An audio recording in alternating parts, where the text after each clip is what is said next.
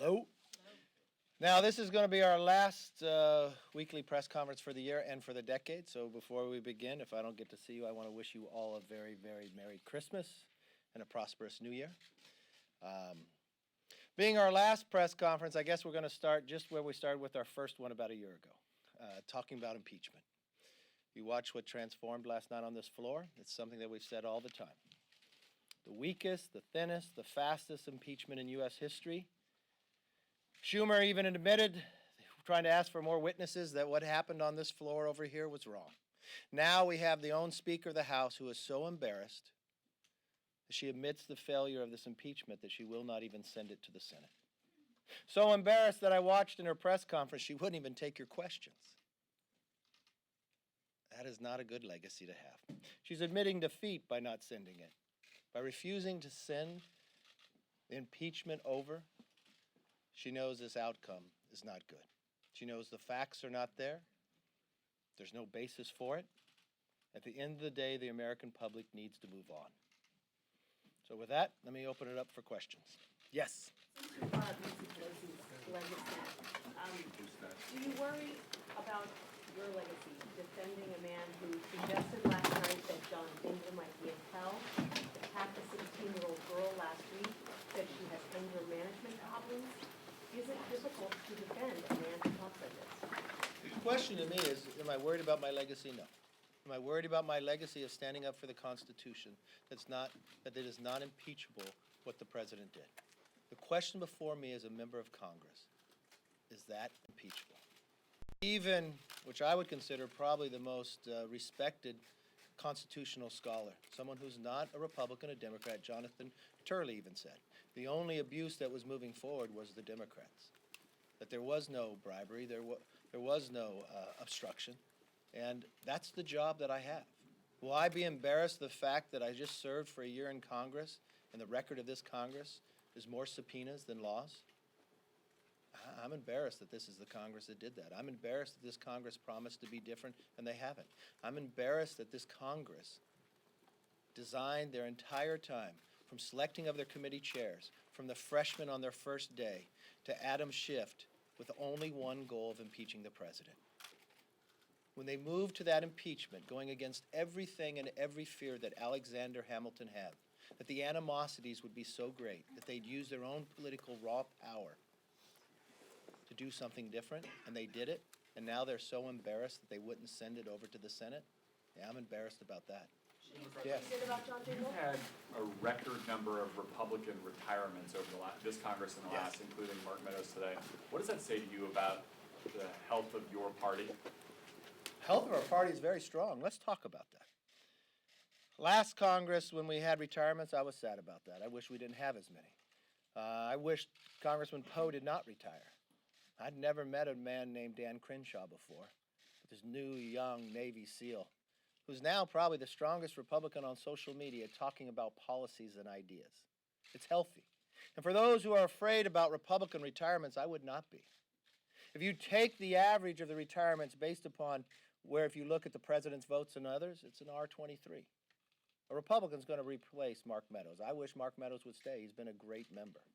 But from the same point of when you look back, the thing about the Republican Party, we don't believe this should be your entire life. Like, I watched Steny Hoyer, and he's a dear friend of mine, but he said in his speech the other day that he's been here 38 years. I don't think that's what our founders designed or thought of. And with the Republican Party, we're healthy, and we bring new blood in. And what's happening with a lot of retirements when you look across, and in 2010, I happened to be the recruitment chair. And remember, in 2010 is when Republicans defeated 63 Democrat incumbents. If you measure us today of where we are as a party on those who are running for office, we have more than 100 more than we had then. We have more women Republicans running for Congress than any time in the history of the Republican Party, from veterans and others. And so we're stronger than you and I. And if you sit today, I watched Speaker Pelosi said, what she had? She had a step in her, or a jump in her, swing in her step. That may be true because her conference is going to be a little lighter and a little smaller, and the Republicans is going to be stronger after today. So if you're asking me about the party and you're asking about retirements, Republicans are going to replace. I think the question of Speaker Pelosi, when she started this impeachment, she promised her own members that the public would be for it. Well, we found that not to be the case. She promised that they'd be stronger. They're going to be smaller. We're the stronger conference after it. I just don't find that any of this was healthy in any aspect that you measure it. It definitely is not healthy for our government, but it's definitely not healthy for America itself around the world. Yes?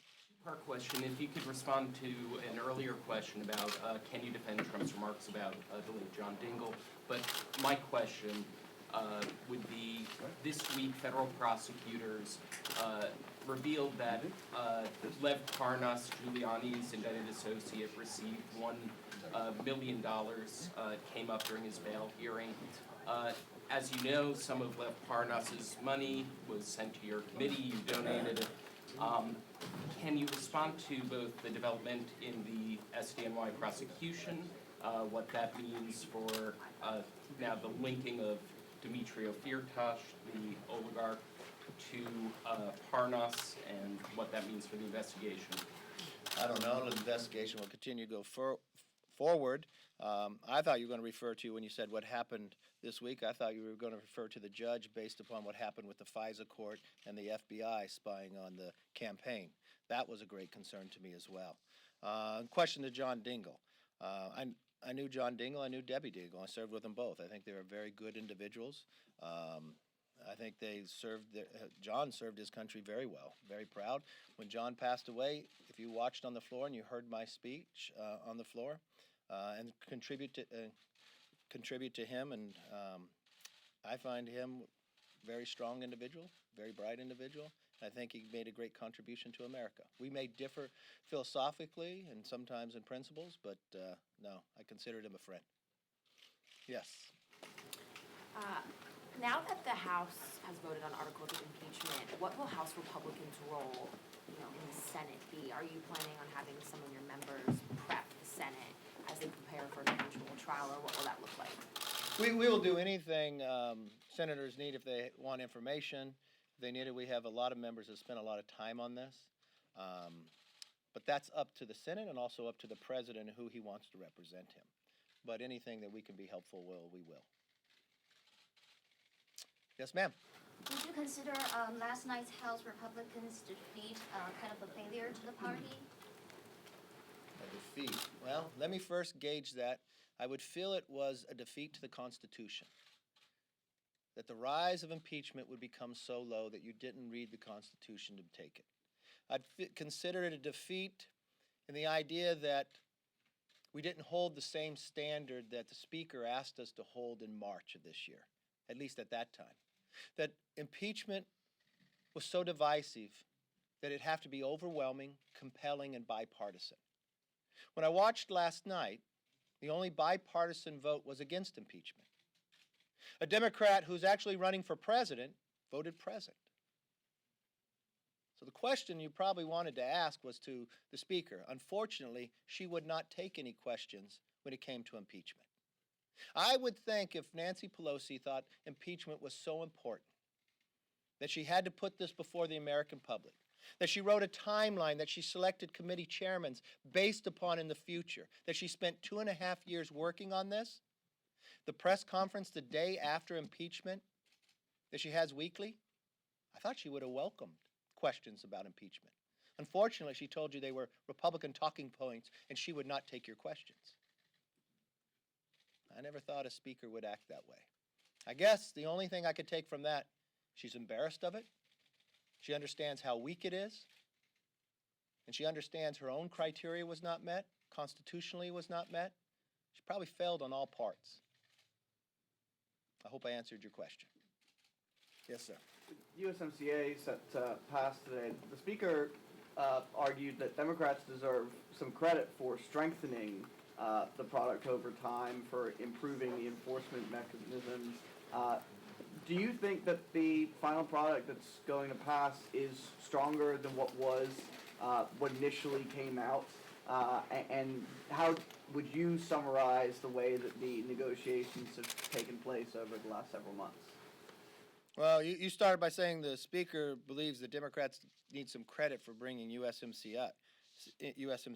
The only reason USMCA was brought up is because they impeached the president. So if she thinks the credit belongs for impeaching the president is why she brought USMCA up, I'll let her have that credit. But the credit for the bill itself, no. What did she talk about? Less than 1% of the overall bill. Now, I don't think it's better. It actually put doubt into some people of whether they would vote for it. USMCA talks about United States, Mexico, and Canada. Mexico is our #1 trader. Canada is #2. A lot of you have been reporting for the last year of our debate with China and trying to come to an agreement with China. China happens to be our #3 trader. If you were going to go into a negotiation with China, you'd want to be the strongest possible ability, right? So would you think passing USMCA a year ago when the president came to that agreement would make us a little stronger with our negotiations with China? Yeah, everybody in the world does. But Nancy Pelosi had the power as Speaker not to bring it up. Why? Because it didn't meet the timeline. She wrote a timeline of when she wanted to impeach the president in the last week that we are here. But she didn't want that to be the last vote. She had to have one other vote. So she held USMCA up, which only made our negotiations with China put us in a weaker position. So we got our first phase of agreement with China. We probably could have gotten it all if we were stronger with our first and second traders. So I don't know what credit she wants to take because she only harmed us by holding it. If she wants to try to spin it in some manner, with you're only negotiating 1% of the bill, I don't know how much credit you can take. America will be stronger because of USMCA. Presidents before have promised they would renegotiate this after 25 years. But only one president was able to accomplish it, President Trump. If you want to take, okay, let's look at the floor and let's see who should get the credit. Well, I took and I looked at every time the USMCA was brought up on the floor in the last year. You want to know what the percentages are? 91% of the time that USMCA was brought up to bring up to a bill and talked about was from the Republican side of the aisle. 9% from the Democrats. So I think history will tell who gets the credit. I'm just very proud of our members for never giving up, for continuing to put pressure. But the greatest pressure that finally changed the Speaker's mind was the impeachment, because she did not want to go home with that being the final vote. She's so embarrassed by it, she won't even send the papers over. She's so embarrassed by that, she won't even take your questions. Why will she release the papers? I never thought I'd see a speaker take that position. But I guess that's where we live today. I never thought we'd see a House doing the things that Alexander Hamilton feared the most. Yes? Have you spoken any more to Congressman Jeff Van Drew about him moving over to the Republican Party? And how do you feel about, welcoming a new member whose record doesn't exactly line up with Republicans? Republicans are very big tent. We're excited to have Jeff Van Drew. We welcome anybody who believes this new Democrat Socialist Party has left them behind. If you want to say what's welcoming, why is he leaving the Democratic Party? There's many times in the past that members from either side of the aisle have left their party to go to the other. But I can't remember a time that somebody left from a majority party to join the minority party. So that question that you raised to me and the premise of it really should be asked to the Democrats. How can you be excited if you started this whole process thinking the outcome would be better and your own conference got smaller because of it? It showed the differences. It shows you're not welcoming. It also shows you cannot have a difference of opinion. When you watched the body language on the floor last night, you watched those 31 Democrats who sat in seats that the President carried. Their shoulders were down, their head was down. They were not proud of what they were in. It was almost like the pressure was too great for them. They felt the pressure inside the chambers from their own conference greater than the pressure of the constituents back home of who they said they would listen to. They've watched it inside their town halls and others. Many of them promised before they even got here that they would not vote for Nancy Pelosi for Speaker. They broke that promise right away. Because that promise of those 2.5 years to impeach the president was too great. Many of them would say that they did not want to impeach the president. That's not why they came here. But the chairman of the Committee of Impeachment, Judiciary, was selected based upon that fact.